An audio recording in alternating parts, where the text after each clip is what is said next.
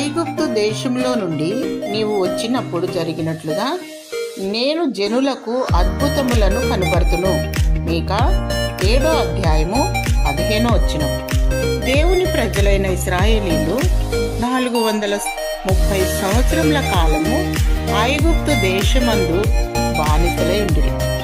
దేవుడు మోషే ద్వారా వారిని ఐగుప్తు నుండి బయలుదేరచేయుటకు ఇష్టపడెను. ఫరో తన హృదయమును కఠినపరుచుకొనగా వరుసగా అద్భుతములు చేశాను. చివరిగా పస్కా పండుగను ఆచరించిన దేవుని ప్రజలు మరియు వారి కుటుంబములు మరణము నుండి తప్పింపబడిరి. కానీ ఐగుప్తు దేశస్థులందరూ తమ తొలిచూలు కుమారుని కోల్పోయారు. అప్పుడు ఫరో మోషే అహరోన్లను పిలిపించాను. మీరు మీ ప్రజలను తీసుకొని వెళ్ళుడి అని సెలవిచ్చాను. అయినను వారిని వెంటాడెను. దేవుడు ఎర్ర సముద్రమును 2గా చీల్చెను. ప్రజలను మన్నాతో పోషించెను. పగటివేళ మేఘస్తంభము, రాత్రివేళ అగ్నిస్తంభము ద్వారా దేవుడు తన ప్రజలను సంరక్షించెను.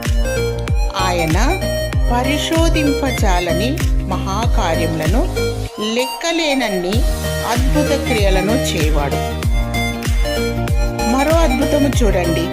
అక్కడి నుండి తన జనులను వెండి బంగారములతో ఆయన రప్పించెను. దేవుని బిడ్డ, నీవు ప్రభువునందు నమ్మిక ఉంచినెడలా నాశనము నుండి తప్పించబడదవు. మన దేవుడు రోషము గల దేవుడు. తన ప్రజలను బట్టి భూనివాసులలో భయమును పుట్టించువాడు. ఇశ్రాయేలు, నీ భాగ్యం ఎంత గొప్పది అనే అనుభవంలో నీవుండాలని, నీవును దేవునిచే దీవించబడాలని దేవుడు నిన్ను దీవించి ఆశీర్వదించునుగాక. ఆమేన్.